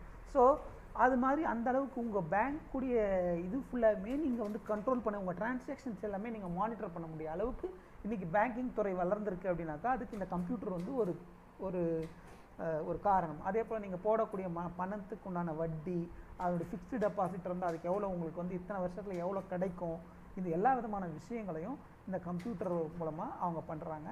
So today banking is almost totally depends on computer. If tomorrow computer வந்து ஒர்க் ஆகலை, இங்கே ஏதாவது ஒரு சிஸ்டமில் எங்கேயாவது ஃபெயிலியர்னால் இந்த first sector that will be disturbed வந்து பேங்கிங். உங்களால் எந்த கேஷ் டிரான்சாக்ஷனும் பயன்பட முடியாது. ஏன்னா இப்போ நம்ம கேஷே வந்து நிறைய பேர் பயன்படுத்துறது எல்லாமே ஆன்லைன் டிரான்சாக்ஷன், என்னோட கார்டு பேஸ்டு டிரான்சாக்ஷன், இது எல்லாமே வந்து உங்களோட இன்டர்நெட்டோட கனெக்ட் ஆகி உங்கள் பேங்க் அக்கௌண்ட்டோட கனெக்ட் ஆகிருக்கு. ஸோ அப்படி போகும்போது இவங்க வந்து ஃபுல்லி டிபெண்ட்ஸ் ஆன் இந்த கம்ப்யூட்டர் டிபெண்ட் பண்ணக்கூடிய அளவுக்கு இன்றைக்கி வந்து சிஸ்டம் வந்து உருவாயிடுச்சு. வேறு நம்ம அதை வந்து அவாய்ட் பண்ண முடியாத அளவுக்கு ஆயிடுச்சு. The bank provide following facilities: online accounting facility which include checking current balance, making deposits and over drafts, checking the interest charges, shares and trustee records, இது எல்லாத்தையுமே வந்து உங்களால் பார்க்க முடியும். ATM machines which are completely automated are making it even easier for customer to deal with banks. Now ATM machine is also a computer, it is also a computer.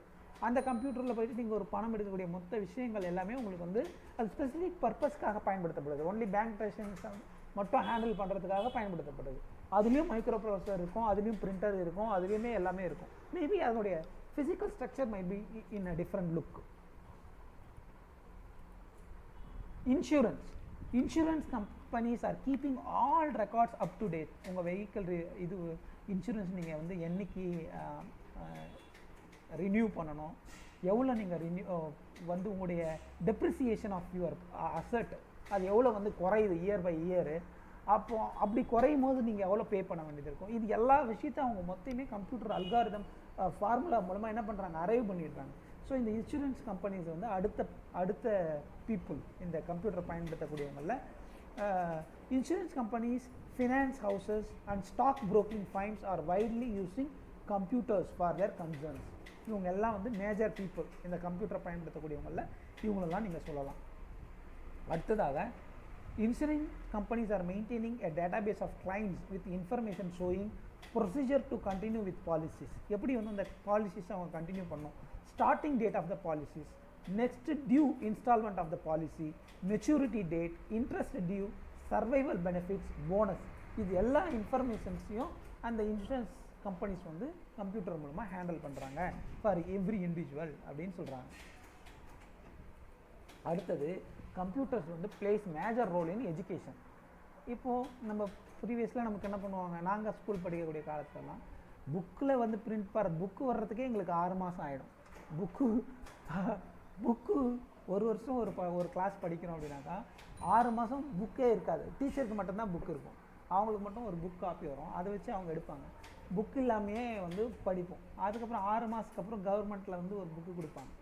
அந்த book கொடுத்த பிறகு தான் இது இன்றைக்கி என்ன ஆகுது, என்ன ஒரு அதாவது வந்து அந்த எஜுகேஷ்னல் இயர் ஸ்டார்ட் பண்ணுற போது, இப்போ 9th அவன் ஸ்டார்ட் பண்ணும்போது 8th முடித்த உடனே 9th அவன் என்ன படிக்கணுமோ அந்த 1 இயருக்குண்டான மெட்டீரியல் ஆன்லைனில் அவைலபிள், யூடியூப்பில் அவைலபிள், ஃப்ரீயாக அவைலபிள்.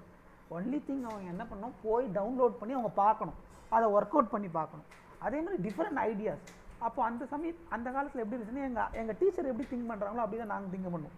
அவங்களுக்கு என்ன நாலேஜ் இருக்கோ அந்த அளவுக்கு தான் எங்களுக்கு இருக்கும். இன்றைக்கி அப்படி கிடையாது. இப்போ if I explain some concept that might be wrong based on my analysis, you can go and search in the YouTube, that might be very கரெக்டாக இருக்கலாம். நீங்கள் அந்த இன்ஃபர்மேஷன் எடுத்து எது கரெக்டோ அதை நீங்கள் அப்ளை பண்ணிவிட்டு போயிடுவீங்க. இப்போ என்னுடைய டீச்சருடைய நாலேஜ் வந்து அந்தளவுக்கு maybe due to some reason வச்சுங்களேன், அந்த எக்ஸ்போஜர் அவருடைய அண்டர்ஸ்டாண்டிங் வந்து தவறாக இருந்துச்சுனாக்கா அதனால என்னுடைய ஃபைனல் என்னுடைய இந்த என்ன சொல்கிறது செமஸ்டர் எக்ஸாம்லேயோ இல்லை ஒரு 10th எக்ஸாம்லேயோ என்னோடய மார்க்கு குறையிறதுக்கு கூட வாய்ப்பு உண்டு. ஆனால் இன்றைக்கி அது மாதிரி கிடையாது. அதில் இதெல்லாம் எப்படி நடந்துச்சு, இதெல்லாம் எப்படி அச்சீவ் ஆச்சுன்னா இந்த invention of computer and invention of technology. So அதன் மூலமாக தான் இவங்க வந்து இதை கொண்டு வந்தாங்க. இந்த கம்ப்யூட்டர் அப்படிங்கிறது வந்து எஜுகேஷனுக்கு வந்து ஒரு மேஜர் ரோலை வந்து அது ப்ளே பண்ணுது. இந்த computer provides tools in education system known as CBE, computer based education அப்படின்னு சொல்கிறாங்க. அது மாதிரி நிறைய இருக்குது. லேர்னிங் மேனேஜ்மெண்ட் சிஸ்டம் LMSன்னு சொல்லிட்டு இருக்குது. அதில் நீங்கள் போய் என்ரோல் பண்ணிட்டீங்கன்னா அது என்ன பண்ணுவோம், ஒரு வீடியோவையும் உங்களுக்கு என்ன கிளாஸ் எடுக்கணுமோ அந்த கிளாஸில் நீங்கள் போய் லாகின் பண்ணிட்டீங்கன்னா போதும், அதுவே அந்த கிளாஸை எடுத்துட்டு அதிலே கொஷின்ஸ் இருக்கும். அந்த கொஷின்ஸுக்கு நீங்கள் ஆன்சர் பண்ணிங்கன்னா அந்த கிளாஸ் நீங்கள் புரிஞ்சிருக்கீங்களா, எவ்வளோ புரிஞ்சிருக்கீங்கன்னு நீங்கள் பார்த்துக்கலாம். அதிலே மார்க் கொடுக்கும். நீங்கள் ஃபெயிலியர் ஆகிடுச்சுன்னா நெக்ஸ்ட்டு நீங்கள் என்றைக்கு பிளான் பண்ணலாம் அதுவே ஒரு டேட்டை சொல்லும். இது மாதிரி நீங்கள் அந்த கோர்ஸில் நீங்கள் பாஸ் பண்ணலன்னா உங்களை இன்னொரு நெக்ஸ்ட் லெவல் வீடியோக்கு அனுப்பாது. ஸோ அது மாதிரி எல்லாமே ஆட்டோமேட் பண்ணி வச்சுருக்காங்க. ஸோ ஆட்டோமேட் பண்ணிட்டதுனால இப்போ லேர்னிங் அப்படிங்கிறது வந்து ஒன்லி நீங்கள் என்ன பண்ணணும், ஒரு லேப்டாப்போ இல்லை ஒரு மொபைலோ இருந்தால் மட்டுமே போதும். ஒரு வெப்சைட்டில் லாகின் பண்ணிவிட்டு ஒரு சப்ஸ்கிரிப்ஷனை பே பண்ணிவிட்டு you can learn everything. Learn பண்ண முடியாத விஷயமே கிடையாது. ஒரு காலகட்டத்தில் 6 மாதம் 7 மாதம் ஒருத்தர்கிட்ட போயிட்டு வேலை செஞ்சு கற்றுக்குவாங்க ஒரு பணியை கற்றுக்கணும் அப்படின்னு சொன்னால். இன்றைக்கி என்ன பண்ணுறாங்க, மிக்சி ரிப்பேர் செய்வது எப்படி, மிக்சி வைண்டிங் செய்வது எப்படி, ஏசி ரிப்பேர் செய்வது எப்படி, ஏசியை துடைப்பது எப்படி, டியூப் லைட்டை கழட்டுவது எப்படின்னு எல்லா விதமான விஷயங்களும் கம்ப்யூட்டரில் இருக்குது. இல்லாத விஷயமும் நல்ல விஷயம் இருக்குது, கெட்ட விஷயமும் இருக்குது. It's depends on your search. நீங்கள் எதை சர்ச் பண்ணுறீங்களோ அதை வந்து நீங்கள் அச்சீவ் பண்ணிக்க முடியும். Application. The computer education is rapidly increasing the graph of number of computer students. There are number of methods in which educational institutions can use the computer to educate the student. அவங்க different methods வந்து follow பண்ணுறாங்க. It is used to prepare a database about the performance of the student and analysis is carried out on this basis. இப்போ 1ஆவதுல join பண்ணிவிட்டு 1ஆவதுலேருந்து அவங்க அந்த computer based எஜுகேஷனே படிச்சுட்டு வரான் அப்படின்னாக்கா அவன் +2 வரலாம் அவனுடைய மொத்த ஹிஸ்ட்ரியும் அவங்களால அவன் எவ்வளோ அவனுடைய கேப்பபிலிட்டி என்ன, அவனுடைய அக்யூமனியால் எவ்வளோ அவனை வந்து இப்போ ஒரு எம்ப்ளாய் பண்ணாக்கா ஒரு ஒரு இண்டஸ்ட்ரியில் அவனை போய் எம்ப்ளாய் பண்ணால் அவன் எவ்வளோ பெர்ஃபார்ம் பண்ணுவான் எல்லாமே அவங்களால கால்குலேட் பண்ணிட முடியும். ஏன்னா அந்த மொத்த ஸ்டடி வந்து அவங்க வந்து அந்த கம்ப்யூட்டர் மூலமாக அவங்க ஹிஸ்ட்ரி எல்லாத்தையுமே வந்து மெயின்டைன் பண்ணிடுறாங்க அந்த ஸ்டூடெண்ட்டை பற்றி. இதெல்லாம் அப்ளிகேஷன்ஸ். இதில் நம்ம வந்து இதுவரெல்லாம் பார்த்துருக்கிறது என்னென்ன அப்ளிகேஷன் பார்த்துருக்கோன்னா இது பிஸ்னஸ், பேங்கிங், இன்சூரன்ஸ், எஜுகேஷன். இது வந்து மினிமலாக நான் ஒரு 4 ஏரியா எடுத்திருக்கேன். நிறைய விஷயங்கள் இருக்குது. நீங்கள் உங்களுக்கு வந்து 5 மார்க் 12 மார்க் கொஷின்ஸ் வரும்னு நினைக்கிறேன். இல்லை சில சமயத்தில் 6 மார்க்குன்னு கேட்பாங்க. இப்போ 6 மார்க்கு கேட்குறாங்கன்னா ஒரு 6 டாபிக் எடுத்துக்கோங்க. உங்களுக்கு எது ஈஸியாக உங்களால் ரெப்ரசன்ட் பண்ணமோ அந்த டாப்பிக்கை எடுத்துக்கிட்டு அதை எக்ஸ்பிளைன் பண்ண ஆரம்பிங்க. எக்ஸ்பிளைன் பண்ணுற ஒவ்வொரு டாப்பிக்கும் ஒன்று உங்களால் ஏதாவது ஒரு டயக்ராம் போட முடியும். அப்படி இல்லைன்னா அட்லீஸ்ட் பிளாக் டயக்ராம் சொல்லிட்டு போட்டு நாங்கள் எக்ஸ்பிளைன் பண்ணுவாங்க. அதாவது போட்டிருக்கணும். அப்படி போட்டிங்கன்னா உங்களுக்கு இந்த 5 மார்க் கொஷின்ஸ் எல்லாம் ஃபுல் மார்க் போட்டுருவாங்க. நீங்கள் என்ன சொல்ல வரீங்களோ அந்த கருத்தை முதல்ல பிளாக் டயக்ராம் போட்டுருங்க, எக்ஸ்பிளைன் பண்ணிவிடுங்க. எக்ஸ்பிளைன் பண்ணிட்டு அதுக்கப்புறமா டீட்டெயிலாக கொடுங்க. யூஸ்வலாக peoples don't like to read. ஏன்னா இன்னும் கொஞ்சம் நாள் கழிச்சு in future people will not find difficult to type பண்ணுறதுக்கு கஷ்டப்படுவாங்க ஃப்யூச்சர் ஜென்ரேஷன். ஏன்னா அந்த டைப் பண்ணுறதுங்கிறது வந்து குறைஞ்சிருச்சு. அடுத்தது ரீட் பண்ணுறன்ற இதுவும் குறைஞ்சி போச்சு. நம்ம என்ன ஆகிட்டோம் அப்படின்னாக்க எதுக்கு எடுத்தாலும் வீடியோ பார்க்கணும், எப்படி செய்கிறாங்கன்னு பார்த்துட்டு அப்படியே அந்த மாதிரி ஒரு மென்டாலிட்டிக்கு நம்ம போயிட்டோம். அதனால் இப்போ இருக்கிற டீச்சருங்களாம் கூட உங்களுக்கு மொத்தத்தையும் அவங்களுடைய சைக்காலஜி நம்ம புரிஞ்சுக்கணும். அதுக்காக சொல்கிறேன். அவங்க எல்லாத்தையும் படிச்சுக்கிட்டுலாம் இருக்க மாட்டாங்க. அவங்க இப்போ டயக்ராம் பார்த்துட்டாங்க, உங்களுக்கு கீழே மேலே அங்கே பிளாக் டயக்ராம் இருந்துச்சுன்னா பிளாக் டயக்ராம் வந்து அவங்கள நீங்கள் இம்ப்ரெஸ் பண்ணிட்டீங்கன்னு வச்சுக்கோங்களேன், கீழே இருக்கிற டெக்ஸ்ட்டை பற்றி ஒன்றுமே கவலை இல்லை, மார்க் போட்டு போயிட்டே இருப்பாங்க. So we have to learn அவங்க சைக்காலஜியை நம்ம புரிஞ்சுக்கிட்டு அதுக்கேற்ற மாதிரி நம்மளை ஃப்ரேம் பண்ணிக்கணும். அடாப்ட் பண்ணிக்கிட்டோம்னா நம்ம மார்க் வாங்க முடியும். சரி, அட்வான்டேஜ். இப்போ கம்ப்யூட்டரை பயன்படுத்துறதுனால என்னென்ன விதமான அட்வான்டேஜஸ் இருக்குது? Computer can do multi tasking.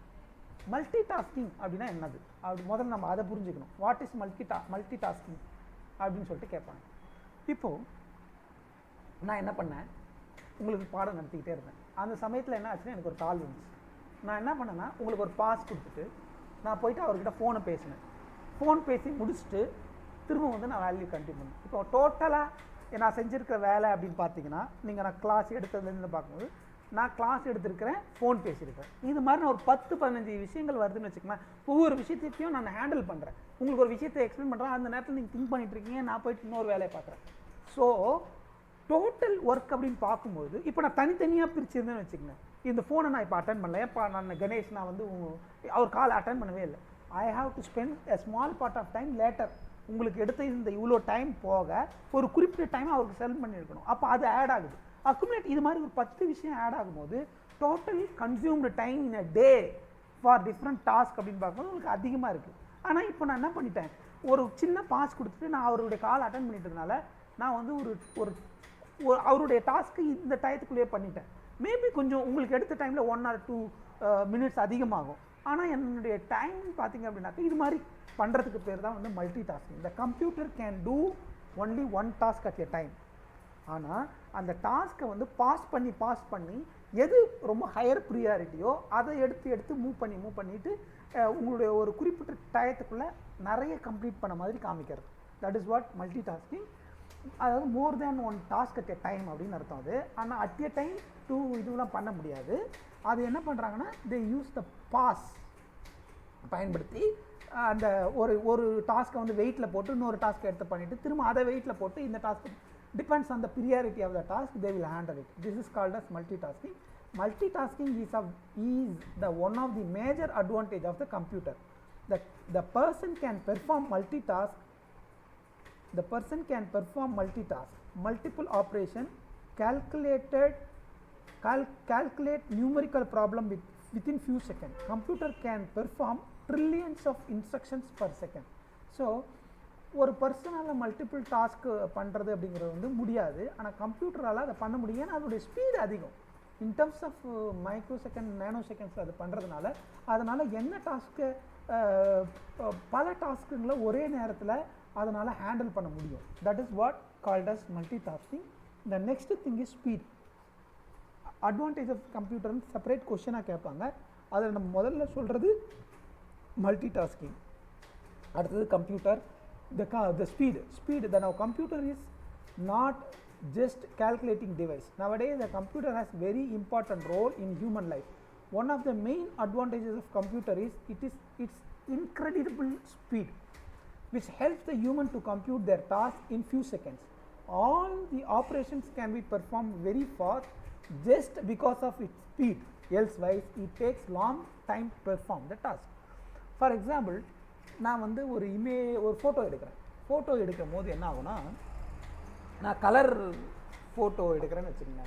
Colour photo எடுக்கிறேன் அப்படின்னா 64x64 64x64 சைஸ் அப்படிங்கிறது எவ்வளோ பெரிய சைஸ் அப்படின்னா இட் இஸ் ஆல்மோஸ்ட் இவ்வளோ தான் இருக்கும்.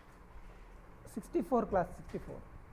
கம்ப்யூட்டரில் நீங்கள் இந்த 64x64 இருக்கிற இமேஜை ஸ்டோர் பண்ணணுன்னாவே 4096 பைட் உங்களுக்கு வேணும்.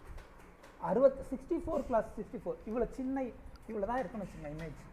இவ்வளோ சின்ன இமேஜை நான் ஸ்டோர் பண்ணாவே 4096 பைட் வந்து உங்களுக்கு வேணும். அப்போ இவ்வளோ பெரிய இமேஜெல்லாம் கம்ப்யூட்டரில் ஸ்டோர் பண்ணுறாங்களே, அப்போ எவ்வளோ பைட் அதை ஹேண்டில் பண்ணணும், எவ்வளோ இது பண்ணணும். அது வந்து ரொம்ப ஸ்லோவாக பண்ணுச்சுன்னு சொன்னாக்கா இதெல்லாம் அச்சீவ் பண்ணுறதுக்கு பாசிபிலிட்டியே கிடையாது. முதல்ல ஆரம்ப காலத்தில் மோனோக்ரோம் அப்படின்னு சொல்லிட்டு கம்ப்யூட்டர் வந்துச்சு. மோனோக்ரோம் கம்ப்யூட்டர் வரும் பொழுது உங்களுக்கு வந்து 4096ங்கிறது வந்து மோனோக்ரோம் கம்ப்யூட்டரில் கலர்னு சொன்னால் கலர் இமேஜாக இருந்துச்சுன்னா 4096 64x64 எவ்வளோ? 4096 தானே.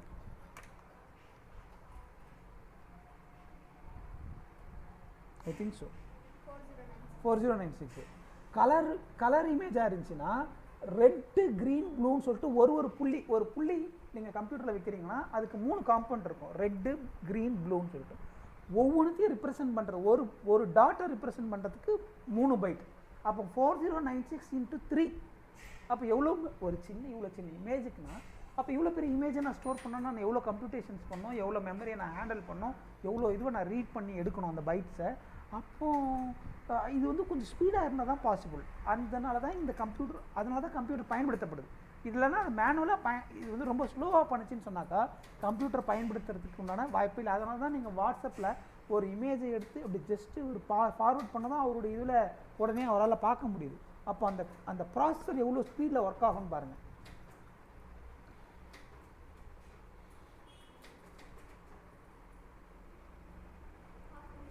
இப்போ பண்ணக்கூடிய இந்த வாட்ஸ்அப் ஆப்ரேஷன்ஸு, இப்போ பண்ணக்கூடிய இந்த நீங்கள் இந்த மேக் கேம் ஒரு இது வச்சுட்டு தொப்பிலாம் போடுற மாதிரி ஃபோட்டோ எடுத்து ஸ்னாப்சாட் அதெல்லாம் நீங்கள் 3.1 பண்ணீங்க. அப்படி 3.1ன்னு ஒரு கம்ப்யூட்டர் இருந்துச்சு ஆரம்ப காலத்தில். அதான் ஃபஸ்ட்டு வெர்ஷன் விண்டோஸில். அதில் பண்ணிங்கன்னா இன்றைக்கி பண்ணிங்கன்னா நாளைக்கு வந்து உங்களுக்கு அந்த இதெல்லாம் போட்டு காமிக்கும். அப்படியே ஹேங் ஆகி அப்படியே நிற்கும் பாதியில், இடையில ஒரு நேரத்தை அப்படியே ரீபூட் ஆகும். ஸோ அதெல்லாம் எப்படி அச்சீவ்னா ஸ்பீட் ஆஃப் த கம்ப்யூட்டர். அந்த ஸ்பீட் அதை ஒர்க் பண்ணுறதுனால தான் அவ்வளோ சீக்கிரமாக நம்ம அப்படி உடனே எடுத்து உடனே நம்ம மேக்கப்லாம் பண்ணி நம்ம வந்து இன்னொருத்தருக்கு வந்து அனுப்ப முடியுது. Cost, storage, huge amount of data. It is low cost solution. காஸ்ட்டை பொறுத்த மட்டும் கம்ப்யூட்டர்ஸ் வந்து நம்மளெல்லாம் பொறுத்தவரை இப்போ மிடில் கிளாஸ்ன்னு பார்க்கும்போது அது கொஞ்சம் காஸ்ட் அதிகம் தான். 30,000 ரூபாய் இல்லாமல் உங்களுக்கு வந்து கம்ப்யூட்டர் வாங்க முடியாது. ஆனால் ஆரம்பத்து காலத்தில் சேல் பண்ண அந்த கம்ப்யூட்டருடைய விலையை விட இன்றைக்கி வந்து கம்மி. 3.1 இந்த இன்ஸ்டியூட்டில் 1996 நான் 10th படிக்கும்போது முதல்ல கம்ப்யூட்டர் வாங்கி கம்ப்யூட்டர் தான் இனிமேல் வந்து இருக்க போகுது அப்படின்னு சொல்லிட்டு கம்ப்யூட்டர் எஜுகேஷனை ப்ரொமோட் பண்ணுறதுக்காக ஒரு கம்ப்யூட்டர் வாங்குறாங்க. ஆக்சுவலாக அது இந்தியன் மேடில் வெளியிலேருந்து இம்போர்ட் பண்ண கம்ப்யூட்டர் வந்து அந்த black and white monitor, CRT monitor நம்ம டிவி மாதிரியே இருக்கும் அது பார்க்குறதுக்கு. அது அப்புறம் வந்து 128 MB ரேம், 128 பைட். இப்போ என்னது 4 GB ரேம் மட்டுமே இருக்குது, 128 பைட் ரேம். அப்புறம் வந்து ஹார்ட் டிஸ்க் வந்து 1 GB நினைக்கிறேன், 1 GB தான் இருக்கும்னு நினைக்கிறேன். Hard disk 1 GB hard disk. 3.1 processor. அது 486. அப்போ வந்து 486 சம்திங் இருக்குது ப்ராசஸர். அந்த ப்ராசஸர் வச்சு வரும். அந்த கம்ப்யூட்டர் வந்து அன்றைக்கி வந்து 45,000 ரூபா அன்றைக்கி இருந்த காசில். இப்போ மணி வேல்யூவே ஜாஸ்தி. அன்றைக்கி 45,000 ரூபாங்கிறது பெரிய காசு. இன்றைக்கி அந்த அன்றைக்கி இருந்த 45,000 ரூபாய்க்கு கொண்டு வந்து இன்றைக்கி வாங்கினோம் அப்படின்னாக்கா நிறைய, அதாவது அதனுடைய மணி வேல்யூவில் இன்றைக்கி வாங்கினா நிறைய விஷயத்தை வாங்க முடியும். ஸோ இப்போ அந்த கம்ப்யூட்டர் நான் ஃப்ரீயாக யாருக்காவது கொடுத்தேன்னு வச்சுக்கலாம். அந்த மானிட்டர் யாருக்காவது ஃப்ரீயாக கொடுத்தனா கூட வாங்கிக்க மாட்டாங்க. அந்த மானிட்டர் கூட வாங்கிக்கிறதுக்கு ரெடி இல்லை. காரணம் என்ன அப்படின்னாக்கா 20,000 ரூபாய்க்கு ஒய்ஃபை, இது 34,000 ரூபா. 20,000 ரூபாய்க்கு நான் ஒரு கம்ப்யூட்டர் வச்சுருந்தேன். அதில் எல்லாமே இருக்கும், ஒய்ஃபை இருக்கும். இந்த லேப்டாப்பே ஒரு 20,000 வந்து ஏசர் வந்து சேல் பண்ணுறாங்க. 16,000 ரூபாயில் உங்களுக்கு லேப்டாப் இருக்குது. அப்போது comparatively in terms of tons கணக்கில் இருந்துச்சு அந்த கம்ப்யூட்டரை பார்க்கும்போது இது விலை கம்மி தானே. ஸோ அதனால் வந்து என்ன சொல்கிறாங்க, it is a low cost solution. The person can save huge data within a low budget. Centralized database of storing information in major advantage that can reduce cost. இன்னொரு விஷயம் நீங்கள் அட்வான்டேஜ்னு பார்க்கும்போது, ஒரு லைப்ரரி அன்றைக்கி மெயின்டைன் பண்ணணும் அப்படின்னாக்கா ஒரு இன்ஃப்ராஸ்ட்ரக்சர் ஒன்று இருக்கணும். அந்த இன்ஃப்ராஸ்ட்ரக்சருக்குள்ளே வுட்டு ரேக்ஸ் இருக்கணும். அதில் புக்ஸுங்களை வந்து ஃபுல்லாக அடுக்கி வச்சுருப்பாங்க. அந்த புக்ஸு நம்ம அப்படியே விட்டுற முடியாது, அது தூசு அடைஞ்சிடும். அதை தூய்மை பண்ணுறதுக்கு ஒரு ஆள் இருக்கணும். இன்றைக்கி ஒரு சிப்பு இவ்வளோ சின்ன 32 GB வரலாம் வருதுன்னு நினைக்கிறேன். மேபி 1 TB கூட இருக்கும், ஐ டோன்ட் நோ. நான் மேக்ஸிமம் 32 GB பென்ட்ரைவில் ஒரு பெரிய லைப்ரரியே உங்களால் ஸ்டோர் பண்ணிட முடியும். அப்போ அவ்வளோ பெரிய இடத்த வந்து இவ்வளோ சின்ன இதில் கொண்டு போகும். ஒவ்வொருத்தரும் ஒரு லைப்ரரி வச்சுக்கலாம். அதை காப்பி பண்ணி அதுக்கு முன்னாடி ஒரு லைப்ரரி இருக்கும், அங்கே போய் படிப்பாங்க. இப்போ ஒருத்தரும் லைப்ரரி வச்சுக்கிற அளவுக்கு நம்மளால் என்ன பண்ண முடியுது, அதிகமான டேட்டாவை சின்ன இடத்துல லோ காஸ்ட் இல்லை செலவு பண்ண. அது ஒரு 1,200 ரூபா 1,500 ரூபா கொடுத்தீங்கன்னா உங்களுக்கு அது மாதிரி ஒரு பென்ட்ரைவ் உங்களுக்கு கிடச்சிடும். பெஸ்ட்டு பென்ட்ரைவ் வாங்கி நீங்கள் உங்களால் உங்களோட இது ஸ்டோர் பண்ணிக்க முடியும். ஸோ அதை வந்து அவங்க என்ன சொல்கிறாங்கன்னா, it is reduced cost, low காஸ்ட்டில் we are storing and computing large number of ரொம்ப அதிகமாக செலவு பண்ணி செய்ய வேண்டிய வேலையை குறைந்த இதில் பண்ணிக்கிறோம் அப்படிங்கிறாங்க. அடுத்தது அக்யூரசி. கம்ப்யூட்டர் பண்ணக்கூடிய எல்லா விஷயத்தையும் it will do accurate. But computer is not intelligent. இன்டெலிஜென்ட்றது அதை பில்ட் பண்ணிடல, அந்த ப்ரோக்ராம்ஸ் வந்து ஒன்ஸ் ப்ராப்பராக எழுதி வெரிஃபை பண்ணிட்டாங்க அப்படின்னாக்கா அதுக்கப்புறம் நீங்கள் எந்த கொடுக்குற டாஸ்க்லையும் எந்த விதமான ஒரு சிறிய தப்பு கூட அது பண்ணாது. அது அக்யூரசி. என்னென்னது? Speed, cost, store huge number of data.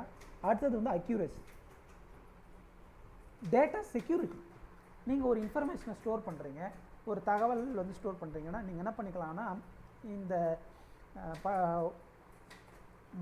நம்ம ஒரு டாக்குமெண்ட் இருக்கா, அது யாராவது நம்ம பார்க்கக்கூடாத டாக்குமெண்ட், ஒரு கான்ஃபிடென்ஷியல் டாக்குமெண்ட் அப்படின்னா நம்ம பீரோலாம் வச்சு பூட்டி வைக்கணும். இன்றைக்கி நான் என்னுடைய பென்ட்ரைவை வந்து நான் என் ஹாலில் கூட வைக்கலாம். ஒன்லி திங் இஸ் இஃப் என் பென்ட்ரைவில் என்கிரிப்ட் பண்ணி வச்சிருந்தேன்னு வச்சுக்கோங்க, எல்லா டேட்டாவையும் அவங்க எடுத்தாங்கன்னா கூட அவங்களால டீக்ரிப்ட் பண்ணி அதை எடுத்து பார்த்தாங்கன்னா அவங்களுக்கு ஒன்றுமே புரிஞ்சிக்க முடியாது. நான் எல்லா விதமான சீக்ரெட்டாக அதில் வச்சுருக்கலாம், நான் எல்லா ப்ரோக்ராம்ஸும் அதில் வச்சுருக்கலாம், but my datas are encrypted. அவங்க ஒரு அல்காரிதம், ஒரு கீ யூஸ் பண்ணி என்ன பண்ணியிருப்பாங்க, என்கிரிப்ட் பண்ணியிருப்பாங்க. அவங்க படிக்கும்போது அவங்களுக்கு ஒரு ஜங்க் கேரக்டர் மாதிரி தெரியும். ஆனால் அதை டீகோட் பண்ணக்கூடிய அந்த சாஃப்ட்வேர் உள்ளே போட்டாங்க அப்படின்னாக்கா அந்த டேட்டாஸை வந்து அது வந்து கரெக்டான என்ன டேட்டாவோ அதை வந்து அது ப்ரொஜெக்ட் பண்ணும். இந்த டேட்டா செக்யூரிட்டி அப்படிங்கிறது வந்து கம்ப்யூட்டர் வந்து ப்ரொவைட் பண்ணுது. என்னென்னது? Speed, storage, high storage and cost, accuracy, data security.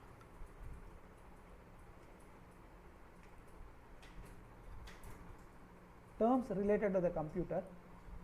I think இன்னைக்கு நம்ம இதோட நான் நிப்பாட்டுறேன். நாளைக்கு வந்து terms related to the computer நம்ம பார்க்கலாம். சரியா?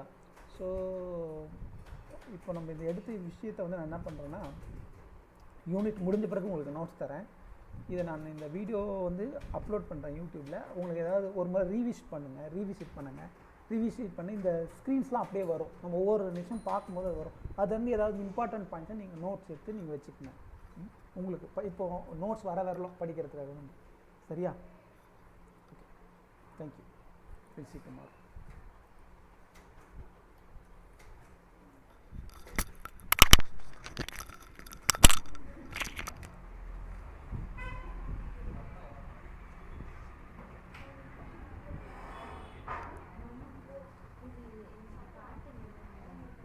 சிலபஸ் பேட்டர்ன் வந்து சொல்கிறேன்.